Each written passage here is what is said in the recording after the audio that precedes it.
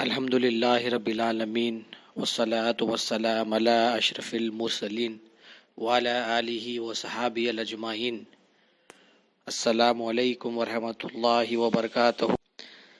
جاہل کو تعلیم دی پر جہالت نہ گئی، نادان کو الٹا بھی کیا تو نادان ہی رہا۔ ایسے ہی ایک جاہل اور اس کی جہالت پر مبنی یہ ویڈیو بنائی گئی ہے، برائے مہربانی اسے آخر تک دیکھیے۔ مسلمان کون تھا؟ قرآن نے سورہ الاعراف کی آیت 143 میں جواب دیا کہ سب سے پہلا انسان مسلمان موسیٰ تھا۔ دل کو تسلی ہوئی کہ چلو قرآن کے پاس کسی بات کا تو جواب ہے، لیکن میری تسلی یہ بہت تھوڑی دیر رہی اور قرآن نے سورہ زمر کی آیت 12 میں محمد کو پہلا مسلمان قرار دے دیا۔ پھر موسیٰ اور محمد تک بات نہیں رہتی، قرآن کبھی کہتا ہے کہ مصری سب سے پہلے مسلمان تھے، ایجپشنز، پھر کبھی کہتا ہے کہ ابراہیم سب سے پہلا مسلمان تھا، پھر کبھی کہتا ہے کہ آدم سب سے پہلا مسلمان تھا، اور پھر کسی اور کو۔ تو ابھی تک کنفیوژن ہے کہ سب سے پہلا مسلمان تھا کون، ہمیں ابھی تک دل کو تسلی اس وقت تک نہیں مل سکتی جب تک انسان حق اور باطل کا فرق اور حق اور راہ حق پر نہ چلے۔ اس کے ایک اور جھوٹ میں یہ سر کٹا اپنی جھوٹی اور جاہلانہ دلیل سے خود اپنا مذاق اور جہالت کا اگزامپل سیٹ کرنے میں کامیاب ہوا۔ ہم اکثر یہ کہتے ہیں کہ کتے کی دم تیڑی کی تیڑی۔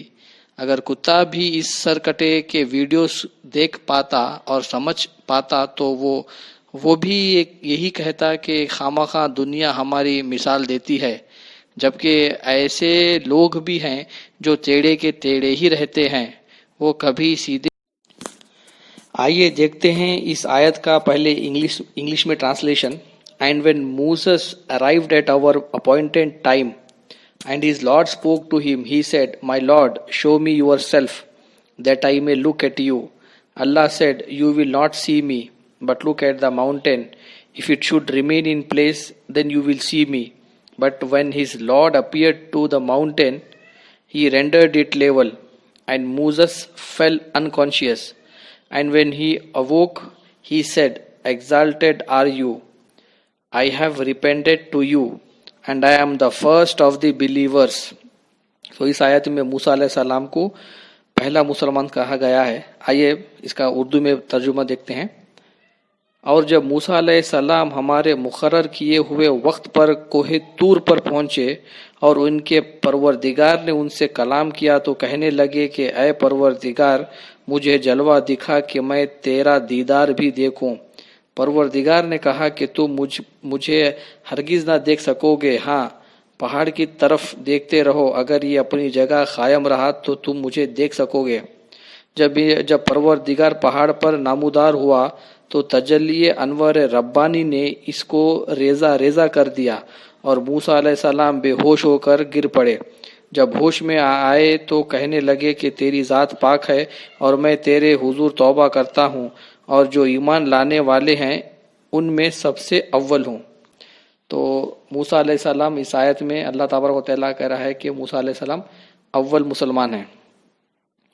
قرآن کی دوسری آیت میں دیکھیں گے، اور یہ بھی ارشاد ہوا کہ میں یعنی ہمارے نبی صلی اللہ علیہ وسلم سب سے اول مسلمان ہے۔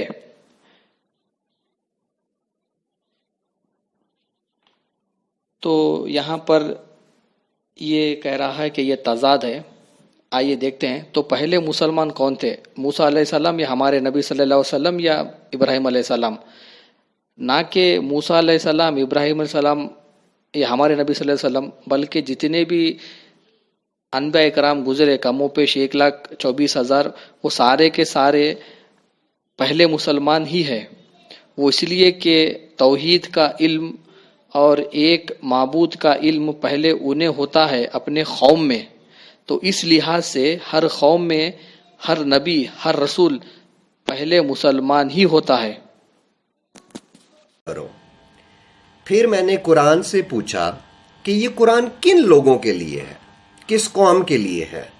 قرآن نے سورہ فصلت کی آیت 44 میں بولا یہ صرف عربوں کے لیے ہے، یعنی قرآن صرف عربوں کے لیے ہے۔ پھر سورہ نساء کی آیت 174 میں بولا یہ ساری مین کائنڈ کے لیے ہے۔ قرآن صرف عربوں اور ساری مین کائنڈ تک نہیں رکا، بلکہ سورہ رحمان کی آیت 33 میں بولا یہ انسانوں اور جنوں کے لیے بھی ہے۔ اب مجھے نہیں پتا کہ آپ لوگ جانتے ہیں کہ نہیں کہ جن کس کو کہتے ہیں۔ جن مسلمانوں کا ایک بلیو ہے کہ جن ایک ایسی مخلوق ہے جو انسانی آنکھ سے نظر نہیں آتی، وہ انویزیبل ہوتے ہیں، اور جنوں میں بھی کافر اور مسلمان ہوتے ہیں۔ ویسے تو یہ خود کو ایکس مسلم کہتا ہے، اگر آپ غور سے سنیں گے تو یہ سورہ فصیلت کو سورہ فصلت کہہ رہا ہے۔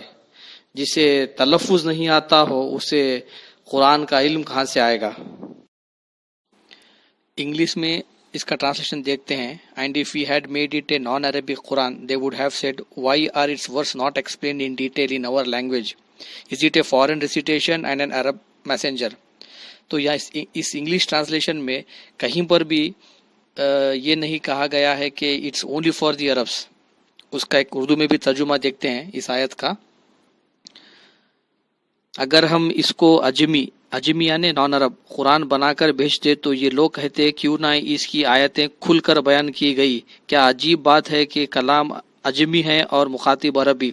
عرب کے درمیان میں جو پیغمبر ہے تو عربی زبان میں اللہ تبارک و تعالیٰ کا کلام نازل ہوگا، نہ کہ کوئی چائنیز لینگویج میں یا کوئی تمل لینگویج میں یا کوئی مراٹھی لینگویج میں۔ بیسک انڈرسٹینڈنگ ہے یہ۔